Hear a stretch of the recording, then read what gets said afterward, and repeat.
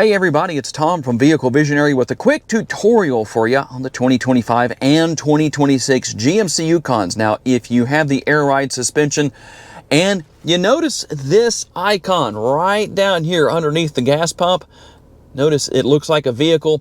You have that up and down arrow and a lock. I hope you can see that okay on the screen. But if you're wondering what is that and how do you get rid of it, I'm going to show you. We're going to go into Settings, Vehicle, and we're going to go right down here to Suspension, and you'll notice that Service Mode is turned on. You can turn that off right there.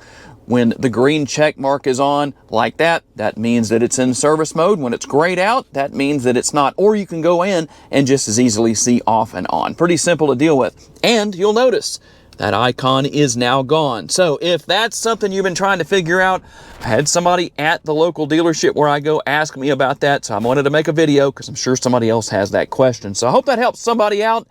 Tell me if it did. Tell me if there's a tutorial you would like to see on the 2025 or 2026 GMC Yukons. Thanks for taking the time to watch. I'll see you next time.